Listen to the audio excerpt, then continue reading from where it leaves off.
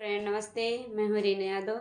मैं आप सबके बीच में एक गीत लेकर आई हूँ जो गांव में तेल भेले उड़ते हैं वहीं पर मेरा गीत है। मेरा गीत कैसा लगा आप सब कमेंट बॉक्स में ज़रूर बताना। अच्छा लगे तो लाइक सब्सक्राइब दोस्तों ज़रूर करना। मेरे चैनल को ज़्यादा से ज़्यादा सपोर्ट करना दोस्तों। आपके बहुत बहुत धन्यवाद। कि बोवाई लाली सरसैया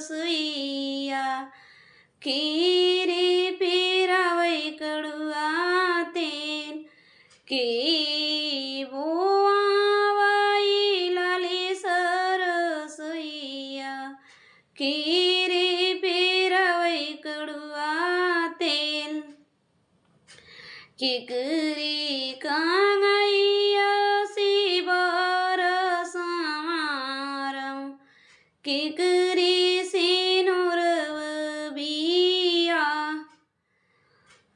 पाप पीरा बिवाई लाली सरसैया मम्मी पीरा में कड़ुआ तेल लालई कांगैया सिबारा समारम हरि जी की सिनुर बिया की बोवा लाली सरसैया कीरी पेरावै कड़ुआ तेल केकरी कांगैया सिबर समारम किकरी सिनुर बिया च पीरा बोवाई लाली सरसैया छची दे